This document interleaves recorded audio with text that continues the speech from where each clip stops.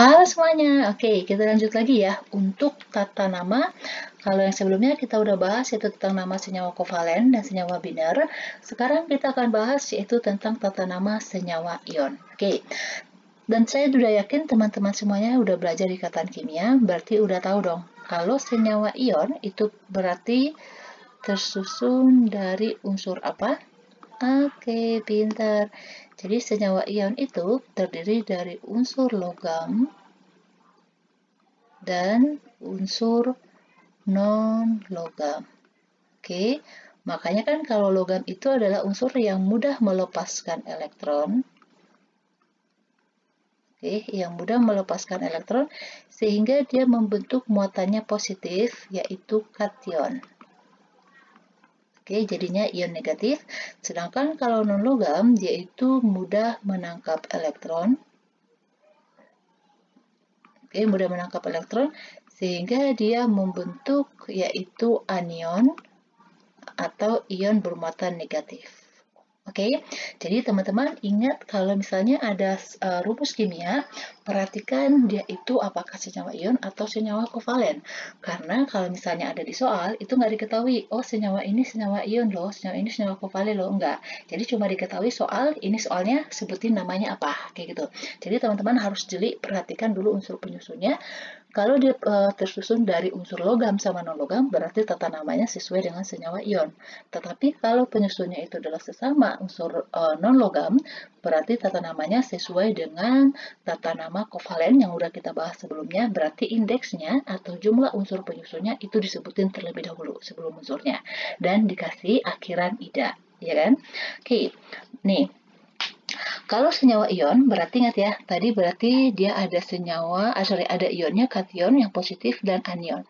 Anionnya di sini, ini ada dua, yaitu bisa dalam bentuk anion atau anion tunggal. Oke, teman-teman ingat ya, anion tunggal itu misalnya contohnya gini, Cl-, ya kan, O2-, terus N3-, oke, atau misalnya apalagi ya, Br-, oke, ini yang namanya anion tunggal, oke. Dan ada juga yaitu dalam bentuk anion ini, yaitu anion poliatom. Oke, anion poliatom. Dan ini teman-teman harus udah bisa, harus kalau bisa sih dihafalin. Kalau misalnya teman-teman bisa ngafal lebih gampang. Tetapi kalau misalnya teman-teman susah ngafalin, teman-teman sering latihan aja, latihan soal. Misal nih, untuk cara ngafalnya ya. Misalnya contoh senyawa anion poliatom ya. Nih, misal SO4 2-, SO3 2-, PO3 3-, PO4 3-. Gini, ini dia memiliki nama tersendiri. Jadi nggak disebutin, ini kan sama senyawa senyawa unsur non-logam ya. Berarti ini kovalen. Tidak, kita nggak buat namanya sesuai dengan tata nama kovalen. Kenapa? Karena dia karena dia bukan dalam bentuk senyawa, tetapi ini dalam bentuk ion dan sudah memiliki nama tersendiri. Oke. Jadi kalau SO4 muatannya 2-, ini namanya ion sulfat. Sedangkan kalau ini namanya sulfit. Oke, ini namanya fosfit, ini namanya fosfat. Jadi cuma beda di jumlah atom O-nya aja. Jadi kalau atom O-nya lebih sedikit berarti akhirannya it, tetapi kalau atom O-nya lebih banyak nih, ya kan di 3 ini 4 berarti akhirannya jadi at. Kayak gitu. Jadi teman-teman harus ingat ya buatnya ini harus belajar buat ngafalin anion poliatom ini. Oke, sekarang kita bahas bagaimana cara buat namanya. Oke, buat namanya dan bagaimana menggabungkan kation dan anionnya sehingga terbentuk senyawa ion. Oke. Caranya, ingat ya, kalau dia dalam bentuk senyawa, berarti nggak ada muatan. Berarti dia netral. Oke, teman-teman harus ingat itu.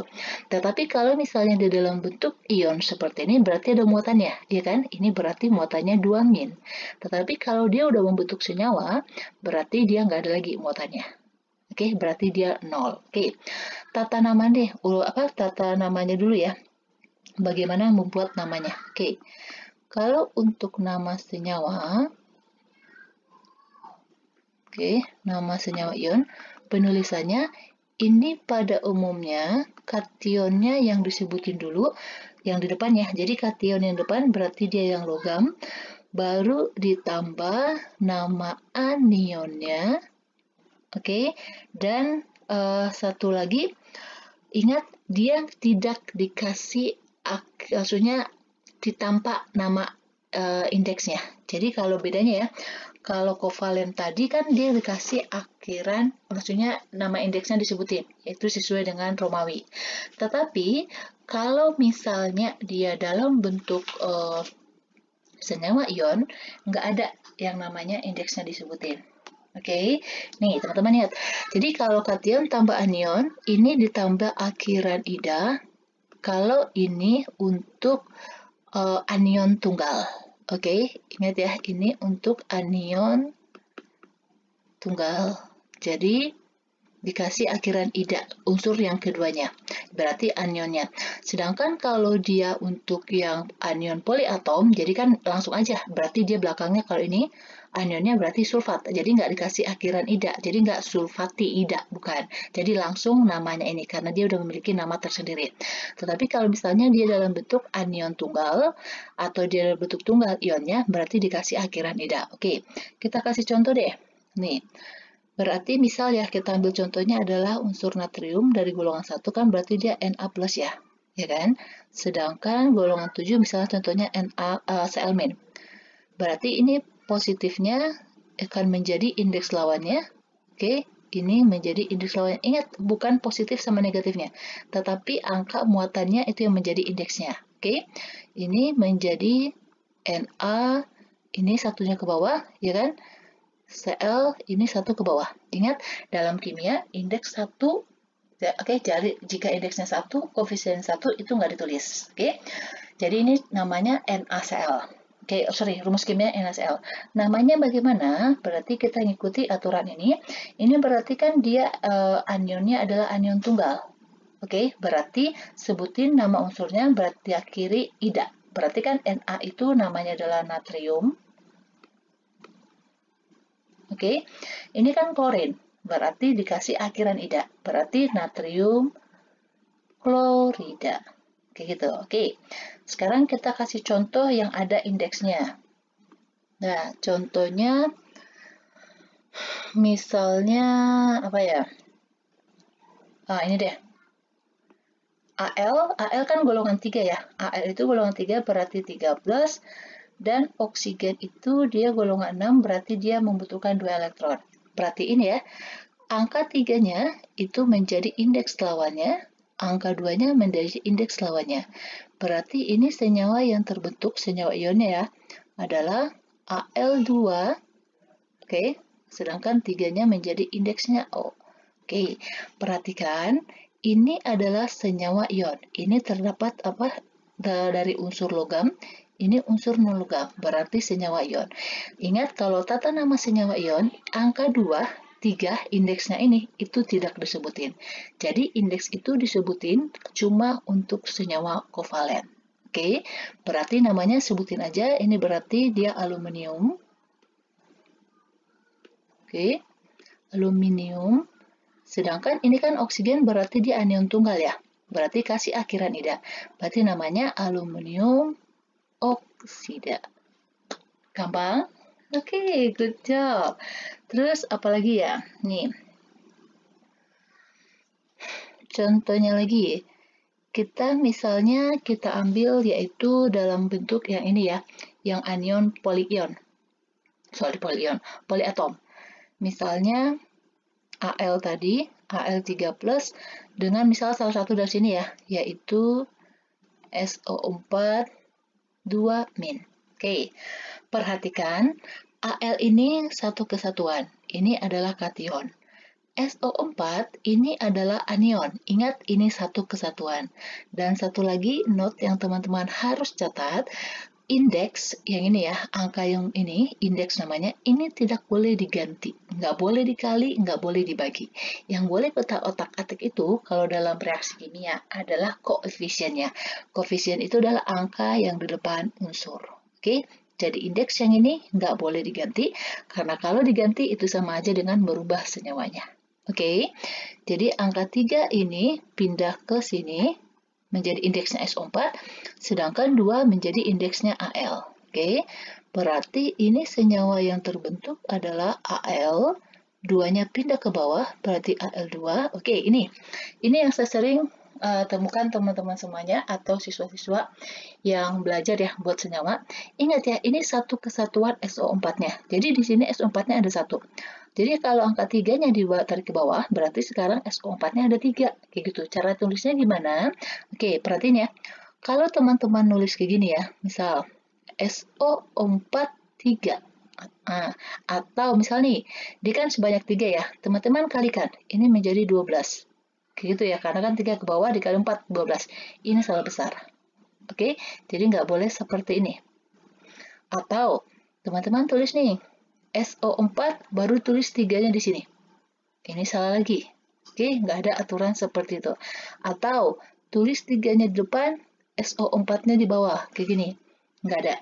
Nggak ada yang namanya angka di tengah-tengah unsur. Jadi penulisannya itu harus menjorok ke bawah. Oke, ini yang namanya indeks. Oke, menunjukkan jumlah unsur yang depannya. Jadi yang tepatnya, ingat SO4 ini adalah satu kesatuan, berarti di sini dia bakalan jadi 3, berarti buat dalam kurung SO4 ini sebanyak 3 kali. Oke, ini baru benar.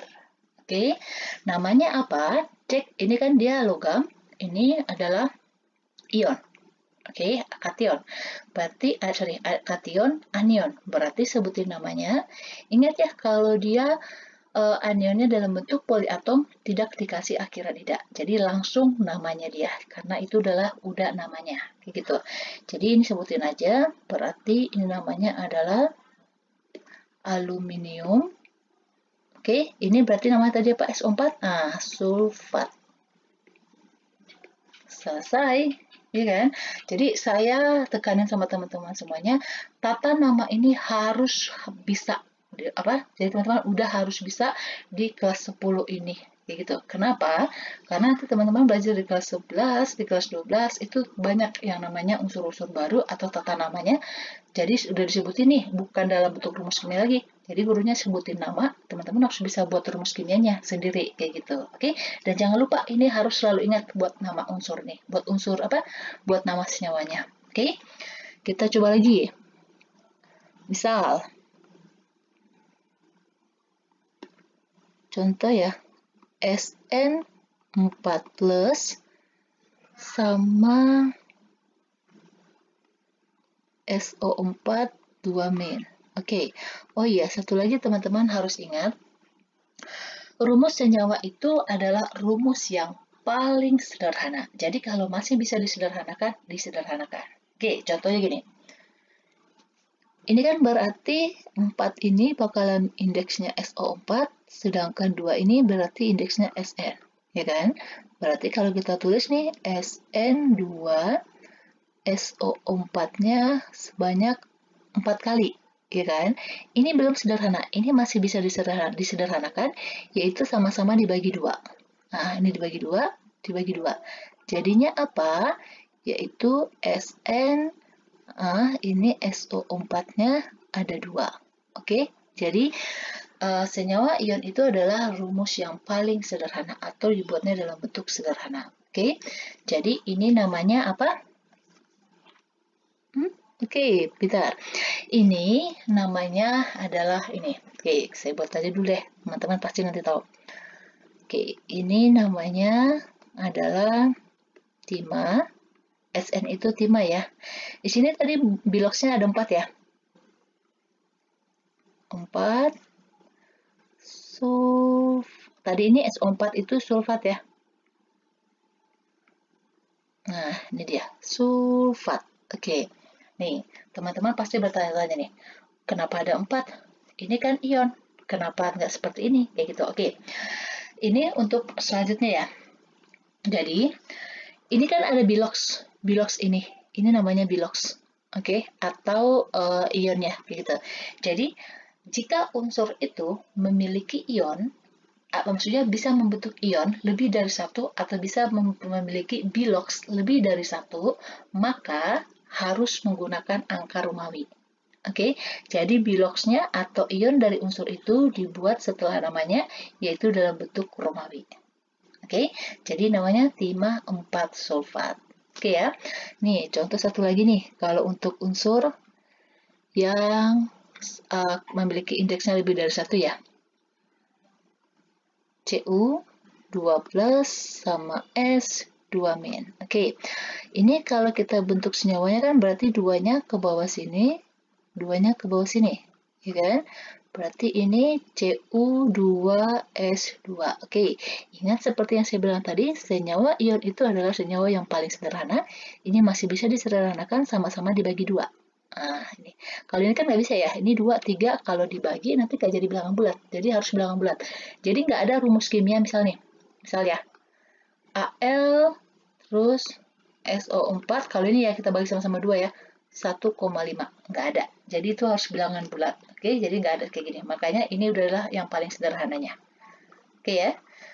Terus kita nih berarti CuS. Oke. Cu ini dia memiliki biloxnya itu lebih dari satu. Ada Cu+1, ada Cu+2. Makanya dibuat namanya seperti ini. Berarti Cu itu kan tembaga ya. Berarti tembaga ini biloxnya ada 2 atau muatannya 2. Berarti tulis angka Romawi 2. Ini kan dia dalam bentuk anion tunggal. Berarti S itu adalah sulfur, berarti kasih akhiran ida. Makanya namanya adalah sulfida. Oke ya. Nih. Terus kita gimana ya cara cepatnya tahu bahwa dia itu memiliki biloxnya lebih dari satu kayak gitu. Oke, ini. Teman-teman perhatiin ya, unsur yang memiliki bilox lebih dari satu itu nih, note-nya ya. Pada umumnya, oke, adalah unsur transisi. Oke, unsur transisi atau unsur golongan B. Oke, jadi dia memiliki bilox lebih dari satu, kecuali zinc itu yang Zn ya. Zn ini dia biloxnya 2+, dia cuma memiliki bilox itu aja, yang Zn. Terus ada lagi satu lagi platina. Nih, kalau nggak salah platina ya. Jadi platina itu dia biloxnya juga ada satu, yaitu cuma 4+. Kayak gitu. Jadi cuma ini doang, yang biloxnya cuma satu unsur transisi. Sedangkan yang lainnya dia memiliki biloxnya lebih dari satu. Bukan cuma ini, deh, ada beberapa unsur kayak gitu, tapi lebih pada umumnya ya, semua unsur transisi itu dia memiliki bilox lebih dari satu. Jadi kalau teman-teman udah hafal nih golongan A, oh berarti ini golongan B, oh berarti kemungkinan dia bakalan tata namanya yaitu menggunakan indeks seperti ini. Oke, sekarang kita lanjut contoh ya. Oke, kita bahas contohnya di sini, soal-soalnya, supaya teman-teman lebih mengerti lagi. Oke, nih. Jadi ingat ya, teman-teman harus hafal yaitu jenis-jenis kationnya tadi, anionnya yaitu dalam bentuk polyatom atau dalam bentuk anion tunggal. Oke, contohnya kita misalkan, nih, kalau misalnya Cu 2+ ketemu dengan NO3-. Terus Hg2+ ketemu dengan Cl-. Terus Hg2+-nya juga ketemu dengan misalnya NO3-, atau nih Hg2+-nya ketemu juga dengan SO4 2-, kayak gitu. Atau nih Fe3+ misalnya ketemu dengan SO4 2-. Fe ini dia ada 2 ya biloxnya, bahkan lebih dari 1. Oke, SO4 2 min. Terus nih, NH4+ misalnya ketemu dengan SO4 2 min. Oke, berarti namanya apa? Oke, kita cek ya. Seperti yang tadi, kita buat dulu senyawanya apa? Nih, berarti angka 2-nya menjadi indeksnya ini 1 menjadi indeksnya ini, ya kan? Berarti ini jadi Cu, dalam kurung, NO3-nya berarti sebanyak 2 kali ya. Berarti ini NO3 2 kali. Cu ini adalah golongan transisi dan dia memiliki bilox lebih dari 1, berarti tadi tata namanya sebutin dulu nih ya. Berarti Cu itu adalah tembaga. Oke, pakai angka Romawi, ini 2 biloxnya, berarti 2. Oke, NO3 min namanya apa? Nah, ini bukan anion tunggal ya, ini adalah poliatom, anion poliatom. Berarti ada nama tersendiri, ini adalah nitrat. Oke, jadi tidak diakhiri dengan ida. Terus selanjutnya, yang ini. 2 menjadi indeksnya Cl, 1 menjadi indeksnya Hg. Berarti ini Hg, Cl-nya ada 2. Oke, Hg itu apa? Pintar. Hg itu adalah raksa. Oke, raksa itu dia biloxnya lebih dari 1 ya. Berarti di sini ada biloxnya ada 2. Berarti raksa 2. Ini adalah anion tunggal. Berarti kasih akhiran ida. Ya kan? Berarti klorida. Terus kalau ini senyawanya angka 2-nya di bawah indeksnya NO3, ini ke sini. Ya kan? Berarti Hg-nya di 1, nggak perlu ditulis. Ini NO3 ada 2. Oke, berarti namanya apa? A. Oke, ini semuanya senyawa ion ya. Ini adalah logam. Jadi, golongan B atau golongan transisi itu semuanya adalah unsur logam. Oke, jadi ini adalah raksa. Biloxnya di sini ada 2. Ini namanya nitrat. Oke, sedangkan ini dia 2-nya ke sini, ini 2-nya ke sini, ya kan? Berarti ini Hg2, SO4, 2. Ini masih bisa sederhanakan, bisa sama-sama dibagi 2. Jadinya Hg SO4. Oke, namanya apa? Berarti namanya raksa, biloxnya tetap disebutin ya. 2, SO4 tadi namanya apa? Oke, pintar. Sulfat. Oke, next lagi nih. 3-nya menjadi indeks SO4, 2-nya indeksnya Fe. Berarti Fe ada 2 ya. Oke, SO4-nya sebanyak 3 kali. Nah, di sini biloxnya Fe ada 3 ya. Berarti Fe itu apa? Pintar, besi. Besi 1, 2, 3, SO4 tadi namanya sulfat. Oke, satu lagi nih.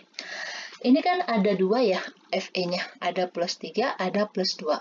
Pada umumnya, kalau dia ionnya lebih banyak jumlahnya, oke, itu dikasih akhiran I. Kayak gitu, dikasih akhiran I. Berarti ini bisa juga namanya besi, kalau Fe3+ ya, itu namanya feri. Oke, ini namanya bisa juga feri sulfat. Oke gitu. Ini kan Fe-nya 2+ ya. Nah, kita cek dulu nih. Jadi di sini 2-nya, ini di sini 2-nya. Berarti ini kan menjadi Fe2, SO4 2 kali. Ini masih bisa disederhanain, bisa sama-sama dibagi 2. Jadinya FeSO4. Namanya apa? Oke, namanya besi. Ini tadi indeksnya ada 2. Oke, berarti ini adalah sulfat. Oke, nah ini kan Fe2+, ini Fe3+. Jadi kalau dia lebih sedikit muatannya, berarti kasih akhiran O. Jadi ini namanya ferrosulfat. Kayak gitu ya. Oke, next yang ini. Ini kan +1 ya, jadi indeksnya SO4, 2-nya indeksnya ini. Berarti NH4-nya, ingat di dalam kurung, itu satu kesatuan, sebanyak 2 kali, baru SO4. Oke, Ini kation ya, kation itu juga ada yang poli, jadi bukan anion aja. Oke, jadi kalau NH4 ini, ingat ini adalah senyawa ion, berarti indeks semuanya ini nggak perlu disebutin. Oke, jadi NH4 itu dia biloxnya cuma satu, berarti langsung aja ini memiliki nama tersendiri, yaitu amonium. Oke, jadi ini namanya adalah amonium, ini berarti sulfat. Oke, bisa ya, gampang ya teman-teman ya. Oke, terus gimana kalau misalnya dikasih tahu rumus namanya? Contoh, besi 2 sulfida. Oke, ini dikasih nama nih. Kita disuruh buat rumus kimianya. Terus tembaga 1 klorida. Oke, atau apalagi nih, timbal 2 bromida. Oke, caranya sama seperti yang tadi. Ini kan 2 ini kan berarti bilox yang di depannya dong, ya kan, unsur depannya. Berarti di sini besi. Besi itu simbolnya apa? Fe. Oke, berarti dia muatannya 2+. Oke, sulfida itu berarti dari unsur apa? Dia adalah anion tunggal, berarti dari unsur barang. S. Kalau seperti ini teman-teman harus tahu, S itu berada di golongan berapa? S itu di golongan 6, ya kan? Berarti dia menangkap berapa elektron? 2. Makanya ini jadinya 2-. Senyawanya tinggal dikali silang aja. Nah, seperti ini. Oke, berarti nanti terbentuknya Fe2 S2. Ingat, harus sederhana. Kalau senyawa ion ya, jadi sama-sama dibagi 2. Jadi nama bentuknya adalah FeS. Oke, lanjut nih, tembaga 1. Tembaga itu kan Cu ya. Berarti Cu plus klorida. Klorida itu adalah golongan 7. Oke, golongan 7 Cl ya. Berarti dia menangkap berapa elektron? 1. Kalau dia menangkap 1 elektron, berarti dia bermuatan negatif. Bermuatannya berapa? Berarti sesuai dengan yang ditangkapnya berapa? Berarti min. Satunya ke bawah, ini juga. Ingat ya, angka satunya. Berarti ini menjadi CuCl. Oke, gitu aja. Timbal. Timbal rumus kimianya apa? Oke, Pb. Muatannya 2+. Bromida itu golongan 7. Berarti dia Br-. 2-nya ke bawah, 1-nya ke bawah sini, berarti senyawanya adalah Pb Br2. Kayak gitu. Oke, jadi inti dari semua tata nama ini, teman-teman harus sudah mengenali unsur yang ada dalam tabel periodik. Jadi jangan sampai teman-teman mengenal unsurnya, lambangnya, misalnya nih Ag. Teman-teman tahu simbolnya Ag, tapi nggak tahu namanya apa. Oke, atau nggak tahu posisinya dia di mana, kayak gitu. Jadi teman-teman udah mulai belajar dari sekarang, supaya nanti kelas 3-nya lebih mudah teman-teman belajar kimia ya. Jadi mulai yaitu kalau menemukan unsur, ingat namanya apa, simbolnya apa, dan dia golongan berapa. Supaya teman-teman tahu apakah dia unsur logam atau non-logam. Kalau dia logam, berarti dia kalau misalnya berikatan dengan non-logam, berarti akan membentuk senyawa ion. Kalau dia senyawa ion, berarti tata namanya seperti ini. Nggak perlu disebutin indeksnya. Kayak gitu, ya kan? Tetapi kalau misalnya unsur itu dia sesama non-logam, berarti non-logam golongan 4, 5, 6, 7, ya kan? Tetapi nggak semua golongan 4 ya, kayak gitu. Jadi pada datanya sih golongan 4, 5, 6, 7 itu adalah non-logam. Jadi kalau ketemu unsur itu, ketemu sesama dia, yaitu dari golongan 4, 5, 6, 7, berarti sesama non-logam. Berarti ikatan kovalen. Berarti tata namanya, indeksnya, atau jumlah atomnya itu harus disebutin. Kayak gitu, oke?